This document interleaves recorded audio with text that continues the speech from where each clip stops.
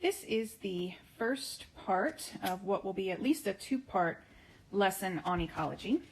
Ecology is the scientific study of interactions between organisms and their environment. So at the beginning of the course, I told you that we would look from a wide-angle lens all the way to, very teeny tiny microscope zooming in.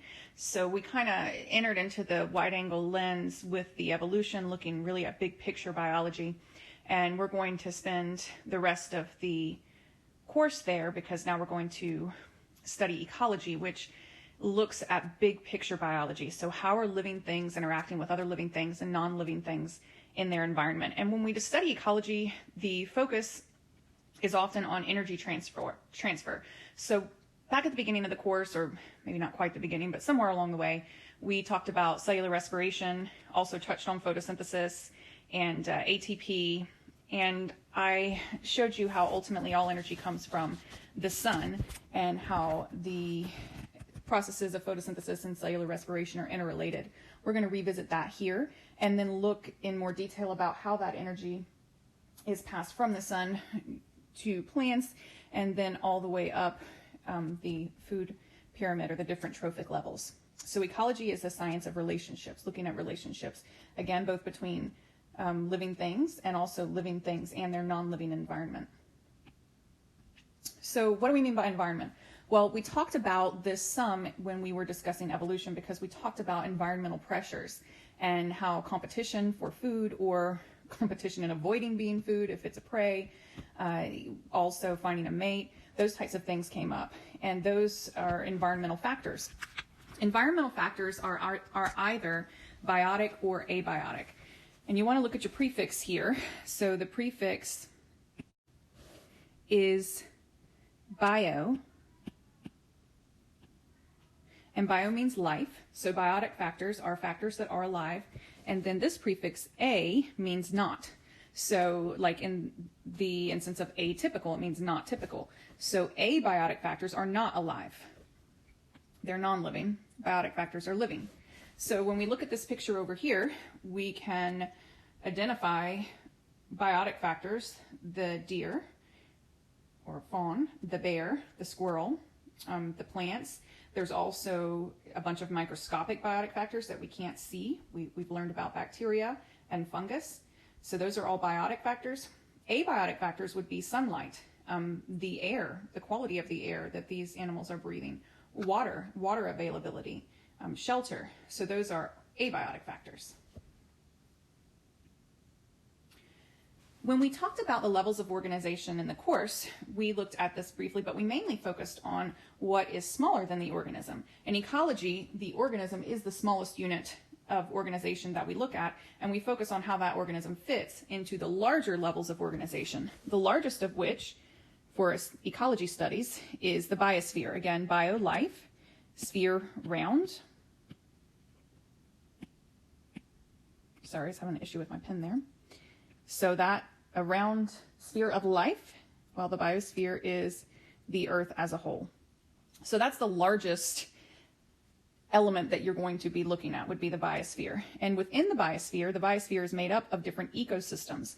We're not going to cover the different types of ecosystems in this course, but you may have at least heard about it or studied it briefly in other courses like the tundra, the savanna, the rainforest. Those are different types of ecosystems. So an ecosystem includes both biotic and abiotic factors.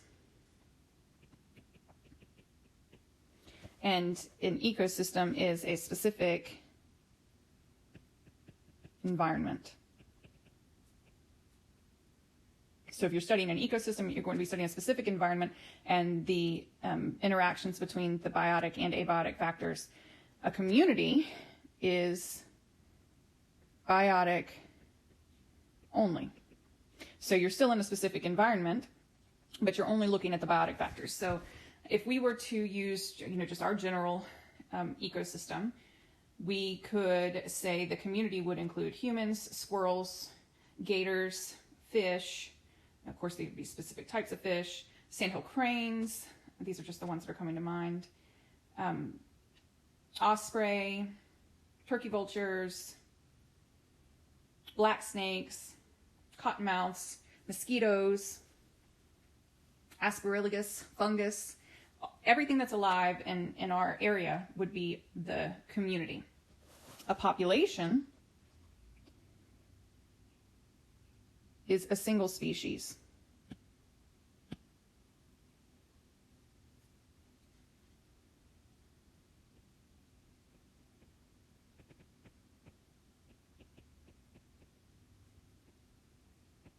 In a given area. So all of the squirrels in Winter Haven, Florida.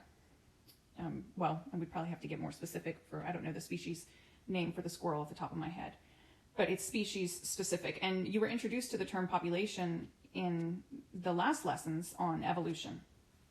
And then of course, a single organism, a single squirrel. For our example, so a single squirrel or, any organism. So going from smallest to largest here, a single brown squirrel would be the organism. All of the brown squirrels in my neighborhood, if my neighborhood is the area I'm focusing on, would be the population. All of the brown squirrels and sandhill cranes and alligators and mosquitoes, et cetera, and humans in my neighborhood would be the community. All that is in the community plus the water, the amount of water, the water quality, the air quality, humidity, temperature, wind, sunlight. Now I'm looking at the ecosystem, and of course that fits, we're on Earth, so that's part of the biosphere. Now we're going to look at each of these levels more closely. So an organism is any unicellular, remember uni is one or single, so any single cell or multicellular form, and it's, if it's made of cells, it's all living things are made of cells. So far, that's the cell theory. Exhibiting all of the characteristics of life. Remember at the beginning of the course, we went over the characteristics of life, and we talked about how virus is not alive. So characteristics of life, life evolves, life reproduces, it responds to stimuli, made up of cells, can maintain homeostasis, has metabolism. So an organism is any living thing. And for the purposes of ecology,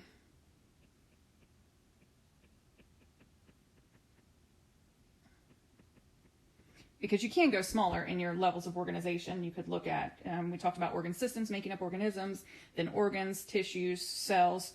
But for ecology studies, the lowest level of organization that you consider is the organism. A population, again, is a group of organisms of one species living in the same place at the same time that are capable of interbreeding. And that is a review from what we just covered in our evolution lesson. They're capable of producing fertile offspring, and they're going to compete with each other for resources. So there's going to be competition within populations, competition between organisms of the same species. So you need to keep that in mind. Sometimes we tend to only think of competition between organisms of different species, but it occurs between organisms of the same species as well.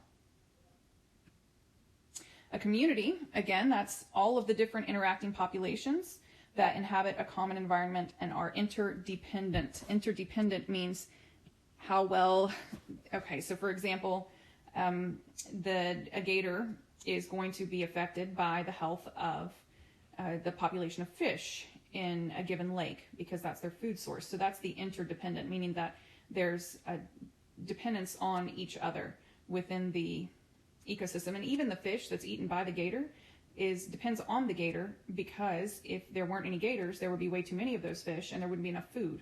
So there's a lot of different interdependent interactions that are happening in an ecosystem. An ecosystem, again, you're just taking what you already identified to be the community and adding in the abiotic factors. So that's where you get, again, marine or terrestrial. Those are very basic ecosystem labels. And then you can get more specific based on climate from there. But it brings in all of those non-living factors that also impact organisms and impact the way that organisms interact. And all of this is within the biosphere, life-supporting portions of the earth, composed of air, land, fresh water, salt water, all of the living things, all of the communities and ecosystems everywhere, and that's the highest level of organization. All right, so now that we've identified the different levels and hit on some important vocabulary for studying ecology, let's add on to this by looking at where an organism fits or a species fits in its ecosystem. So you may have heard the word niche or niche. I don't think either one of those is an incorrect pronunciation. I hear both used. In science, we mainly use niche, but I've heard it referred to as niche as well. This word is used in layman's terms for, oh, you found your niche. I mean, say you tried a bunch of different instruments and none of them really stuck until you played the guitar, and then you loved it and you picked it up really quickly. Someone may say, oh, well, you found your niche in music. It's the guitar. And that is not technically a biological use of the word, but it can help you if you already understand that word. Remember what a biological niche is. And it's the role that a species plays in a community, its total way of life. So I was just talking about the alligator. It's considered an apex predator. So my mom, I'm from North Carolina, and when my mom comes down to visit, she is deathly afraid of alligators, thinks that they are just the worst thing ever, and she'll often say things like, I just don't even understand why they exist. And I have to tell her, well, Mom, they exist so that they can maintain the fish population at a level that still allows for there to be proper balance of plants, etc. in the lake. And she doesn't want to hear that, but that is the truth. That is the niche of the alligator. It is going to be an apex predator, meaning top of the food chain, and it is going to maintain the population of the fish because it eats them. And if the predator weren't present, then the fish that it eats there would be too many of them, which means the fish that are eaten by that would be too little, which means, say, the smaller fish ate a plant. Well, now the plant's overrun, and before you know it, you've got a chemical imbalance in the water, and it's a big mess. So every organism plays a role and has a niche in its community. A habitat is the place in which an organism lives out its life. So the habitat for the alligator would be freshwater lakes in that example. So the niche and the habitat are not the same thing. The habitat is a place. The niche is a role. The niche is determined by the tolerance limitations of an organism, or a limiting factor. You can understand limiting factors by building on what you learned in the evolution lesson on environmental pressures. So an environmental pressure in the example of Darwin's finches we talked about was food availability. So food would also be a limiting factor. You can only have a population of a particular species of organisms in a community that does not exceed the food that is available. Otherwise, some of them are going to die off, which is exactly what happens. So the niche of an organism is determined by limiting factors. Where can it fit in the community where it has sufficient available food, sufficient available shelter, etc.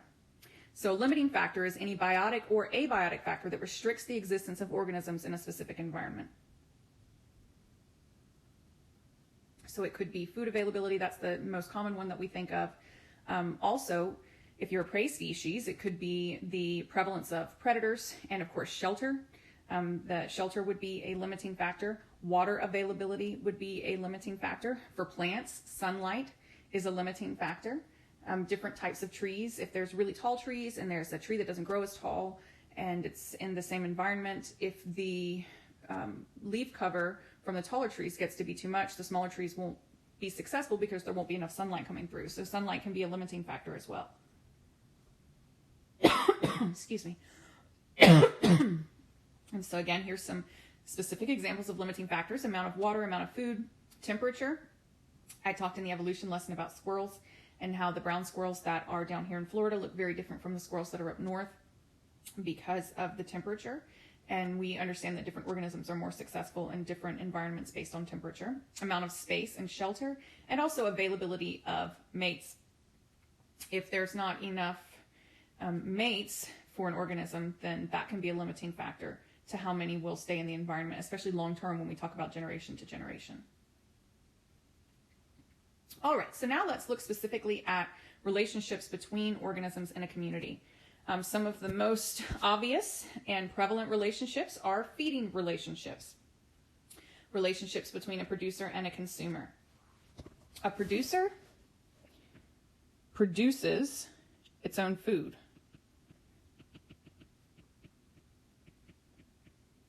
How does it do this? By way of photosynthesis.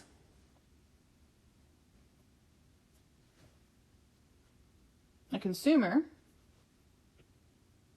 eats other living things. Even if they're not alive, when it eats them, it eats other living things. So even a cow grazing in pasture is a consumer because the grass it's eating is alive. So in order to be considered a producer, an organism has to make its own food, which 99% of the time is by way of photosynthesis.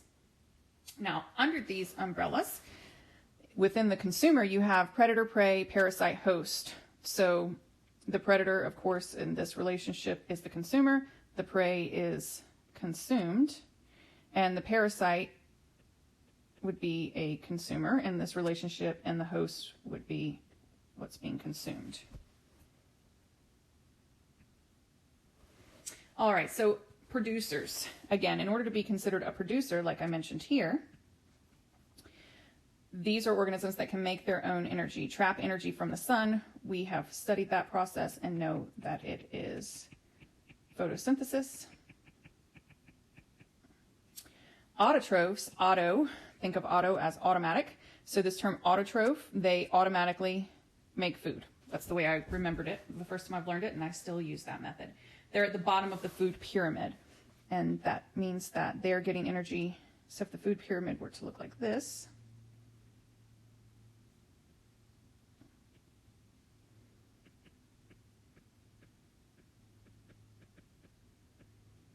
producers are getting their energy from the sun, which is abiotic, so it doesn't actually go in the pyramid. And then you're going to have consumers here. And then whatever consumes that is going to be here, etc., etc. And this first, the consumers that eat producers, so plants, are considered primary consumers.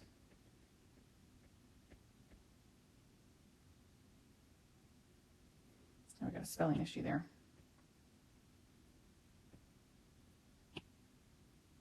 I'll just write primary consumers, and then this would be secondary, this level, tertiary, and we'll go through this and talk about this more as we move through. Okay, so consumers are all heterotrophs. Hetero is different. So they have to get their food from a different source.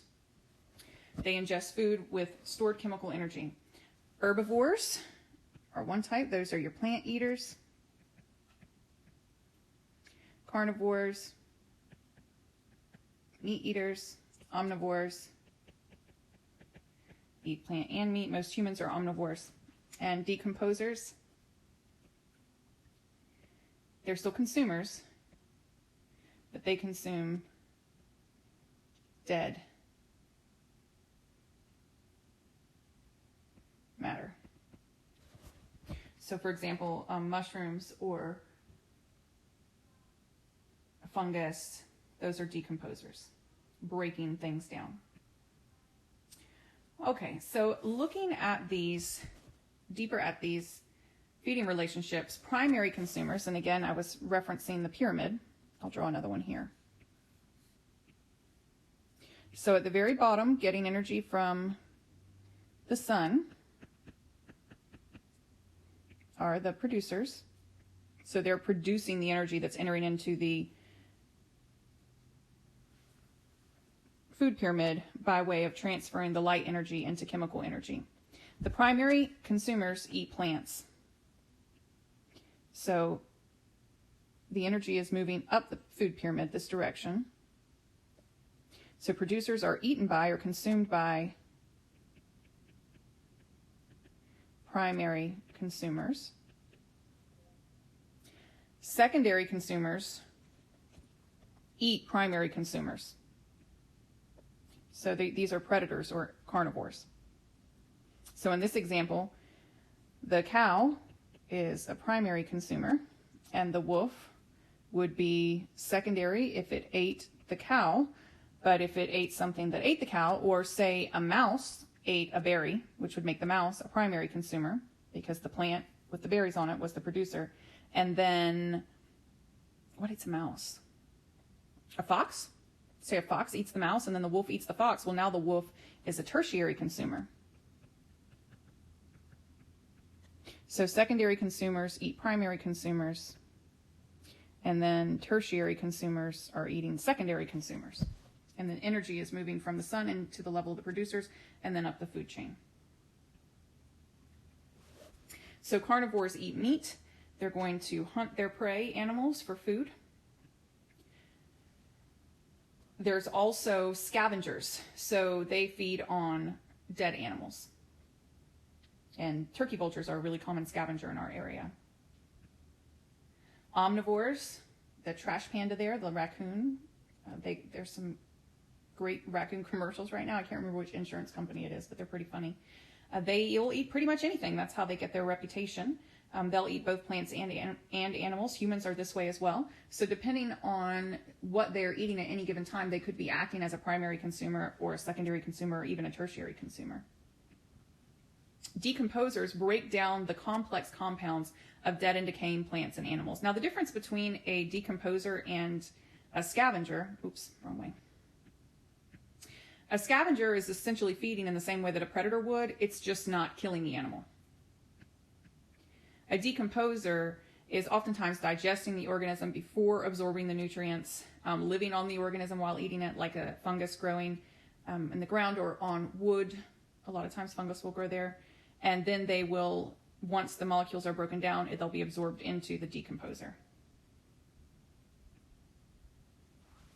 Other types of relationships that aren't strictly feeding relationships are two species living together in more of a long-term situation, and those are called symbiosis.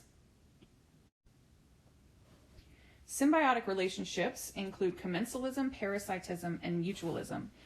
In parasitism, that's the one that most people are familiar with. You have one organism that benefits, that's the parasite, and then in relationship with another organism that is harmed, and that's the host. So the positive symbol is for benefit, the negative is for harmed, and the parasite is doing the harming, and the host is the one being harmed. So in the example of this picture, this is a crustacean parasite that's living on the fish rather than generating its own energy or hunting its own food. And the fish is ultimately going to be harmed by this interaction. Other examples include commensalism, where one organism benefits and the other is kind of neutral. I'll show you some examples of this, but one of the simplest ones that comes to mind is the small birds that will follow elephants around because when the elephants take their big steps, they churn up the ground and the birds can get to the insects better. It doesn't make a difference to the elephant either way, whether or not those birds are hanging around, but the bird benefits. So that would be an example of commensalism. And an example of another type is mutualism. And in that case, both organisms benefit. Where an example of mutualism would be the birds that get the bugs off of cows. So they're eating the bugs directly off the cow. So now the cow is benefiting, and so is the bird. The bird's getting a meal. The cow is being rid of the bugs in its coat.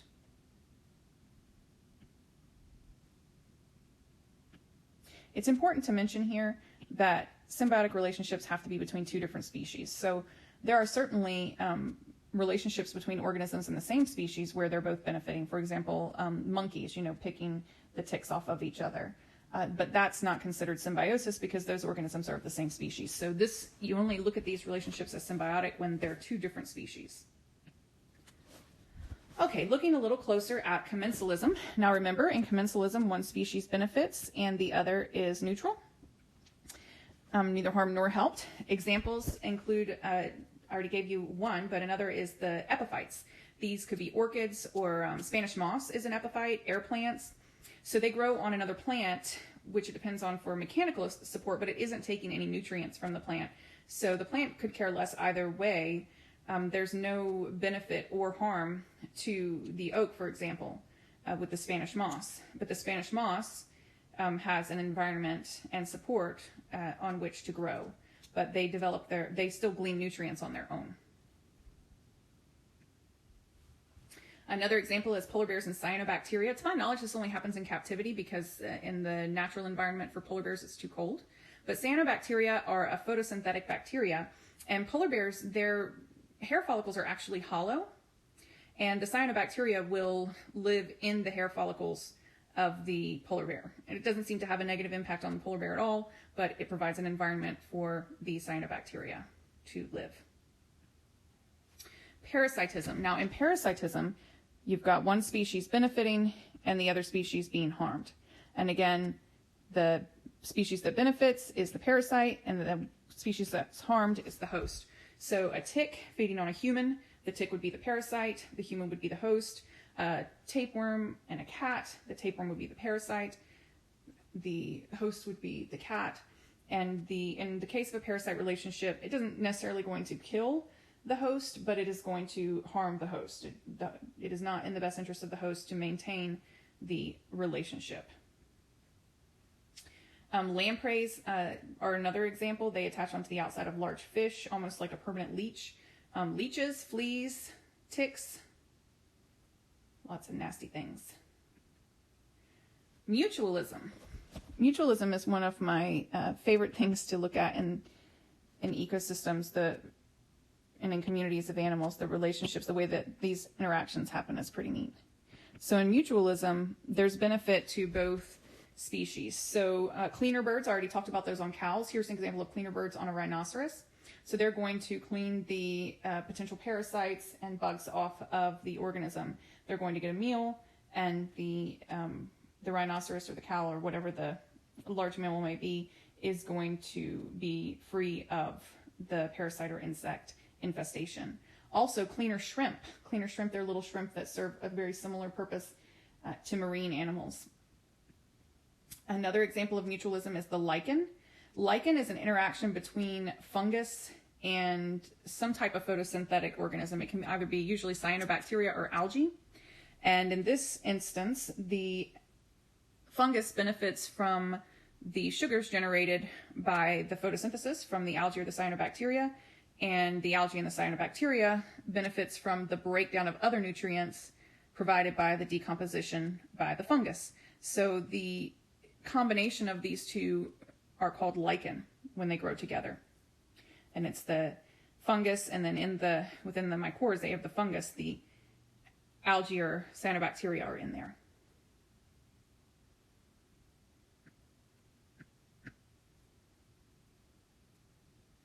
All right, and here's some other examples of lichen, and that for you to take a look at. And I think that will be, oh, nope, one more slide. So this is just, I think, let me make sure. Yeah, one more slide for this lesson. So this is a summary slide showing what we talked about with each of the different types of symbiosis.